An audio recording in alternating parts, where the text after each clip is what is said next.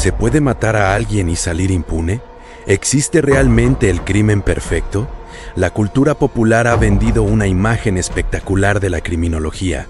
Escenas del crimen resueltas en 45 minutos, huellas dactilares que brillan bajo luz ultravioleta y criminales atrapados por un solo pelo. Pero la criminología no es eso. O mejor dicho, no es solo eso.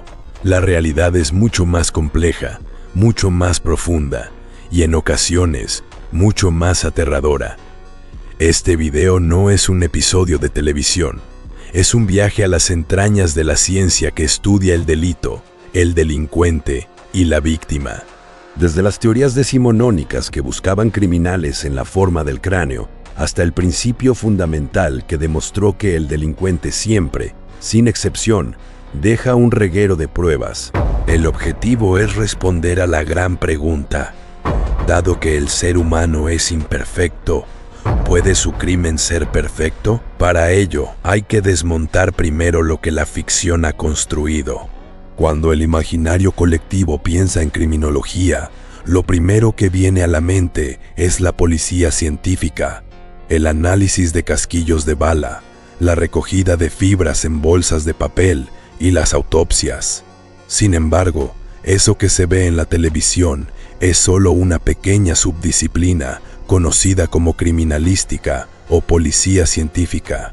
La criminalística es una herramienta, está dentro de la investigación criminal, que a su vez es una de las muchas ramas de la criminología. Para entenderlo gráficamente, la criminología es el gran árbol.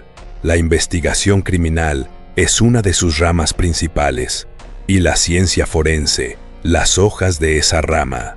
La criminología se define como una ciencia social, relativamente joven, pero ferozmente multidisciplinar. Para ejercerla, no basta con tener lupa. Se necesitan conocimientos de derecho para entender la tipificación de los delitos, de sociología para analizar por qué aumentan ciertos crímenes en determinadas épocas, de psicología para tratar a la víctima sin revictimizarla y entender la mente del agresor, e incluso de estadística y medicina legal para interpretar trayectorias de bala o fenómenos cadavéricos. El criminólogo trabaja en dos esferas. 1. La esfera particular, investigar un asesinato concreto para encontrar al autor. 2. La esfera general, estudiar el fenómeno delictivo, es decir, por qué en ciertos periodos históricos aumentan los robos o los homicidios. Además, la criminología moderna abarca 4 esferas de actuación: el delito, el delincuente, la víctima y el control social. La víctima especialmente es un campo relativamente nuevo. El criminólogo debe ver el papel de víctima como algo transitorio, ayudando a que la persona recupere su vida tras el trauma. Para saber dónde se está y hacia dónde se va, hay que saber de dónde se viene. La criminología actual es el resultado de 3 corrientes de pensamiento que partían de premisas totalmente opuestas. Número 1. La escuela clásica. Nacida bajo el influjo de la Ilustración y el contrato social de Rousseau, su máximo exponente fue el jurista César Beccaria, con su obra cumbre de Los delitos y las penas. Esta escuela no se centraba tanto en por qué una persona delinquía, sino en cómo la sociedad debía responder a esa ruptura del contrato social. Beccaria planteaba que el ser humano busca el placer y evita el dolor, y que el delito surge de ese cálculo inmediato. Ideas revolucionarias para su época. La educación infantil es la principal fuente de prevención del delito. Las penas deben ser disuasorias, pero nunca crueles. Contrariamente a lo que algunos piensan, de los delitos y las penas es un tratado ferozmente contrario a la pena de muerte. En la portada de su primera edición, la justicia rechaza las cabezas cortadas que le ofrece el verdugo. Número 2. La escuela positivista. Aquí el paradigma da un giro de 180 grados.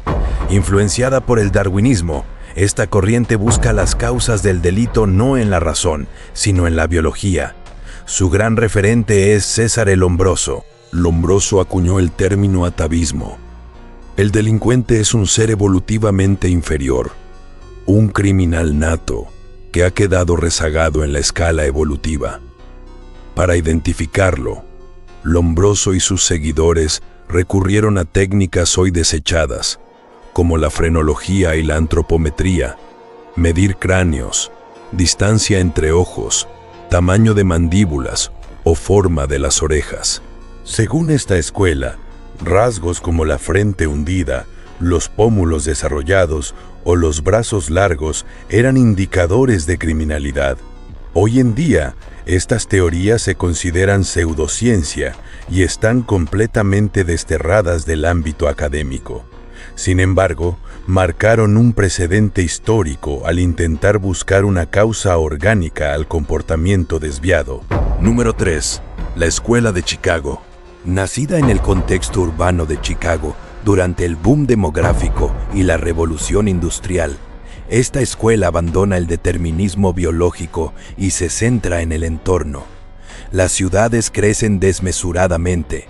El Estado no llega a todos los barrios y surge lo que ellos llamaron desorganización social o anomia. En las zonas donde faltan servicios públicos, alumbrado o presencia policial, surgen estructuras de poder alternativas, bandas juveniles y crimen organizado. La Escuela de Chicago fue la primera en poner el foco en el estado socioeconómico y la falta de oportunidades como caldo de cultivo para la delincuencia. Aunque esta teoría explica bien los delitos económicos, no logra dar respuesta a crímenes como las violaciones o los asesinatos en serie, que obedecen a otras lógicas. Llegados a este punto, se plantea la pregunta del millón. Si alguien quiere cometer un delito, ¿puede hacerlo sin dejar rastro? La respuesta, desde la ciencia, es un rotundo no.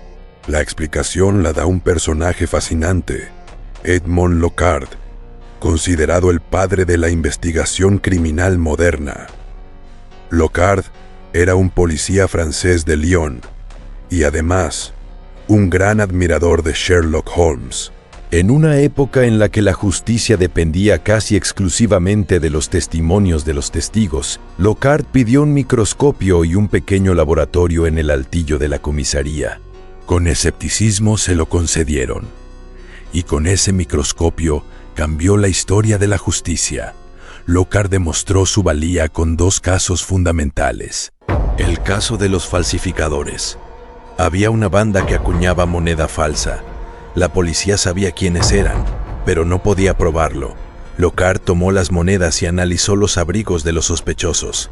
Encontró restos microscópicos de estaño y plomo incrustados en las mangas y bolsillos. Prueba irrefutable. El caso de la asesinada. Una mujer apareció asesinada.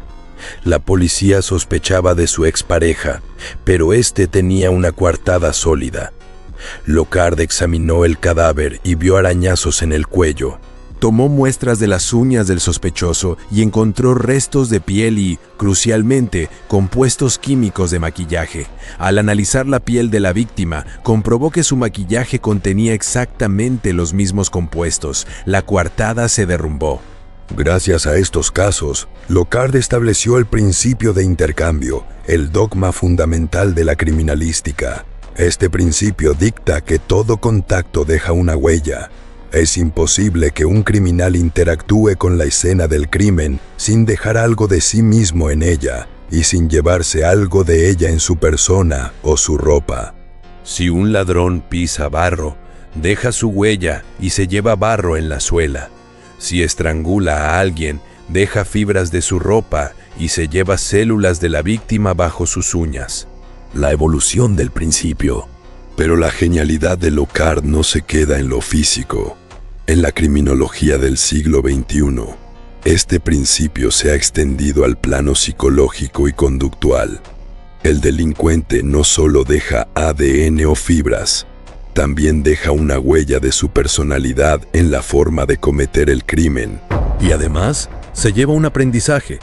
Si no es detenido, perfecciona su técnica, dejando una evolución psicológica en sus siguientes crímenes. Por lo tanto, da igual lo meticuloso que sea un asesino. Si limpia la sangre, dejará restos de lejía. Si usa guantes, dejará pisadas. Si no deja nada físico, su comportamiento delatará sus motivaciones. La criminología es, en esencia, el estudio de la condición humana en su faceta más oscura, pero también la herramienta más poderosa para restaurar el orden social. Ha pasado de señalar a los feos como criminales natos a comprender que el entorno, la educación y las oportunidades son factores determinantes. Y sin embargo, en su núcleo más técnico, la criminología sostiene una verdad inquebrantable. El ser humano es imperfecto y por lo tanto, su crimen también lo es. El principio de Locard es la pesadilla de cualquier delincuente y la esperanza de cualquier víctima. Siempre hay un rastro, solo hay que saber mirar. La próxima vez que vean una serie de detectives, recuerden que la realidad es mucho más silenciosa, mucho más meticulosa y mucho más fascinante. La ciencia no necesita de guiones de Hollywood para atrapar a un criminal. Necesita de paciencia, de método y de la certeza de que el intercambio, tarde o temprano, sale a la luz. Si este viaje por la historia y la ciencia criminal les ha resultado interesante, les invitamos a formar parte de esta comunidad. Denle al like si creen que la criminología es una ciencia infravalorada. Compartan este video con aquellos que aún piensan que la realidad supera a la ficción. Y por supuesto, suscríbanse al canal y activen la campanita para no perderse las próximas entregas, donde se hablará de perfiles criminales, psicopatía y las técnicas más avanzadas de investigación forense. Déjenos en los comentarios su opinión. ¿Cree que realmente existe algún crimen capaz de burlar el principio de intercambio de Locard? La respuesta está en la ciencia. Nos vemos en el próximo caso.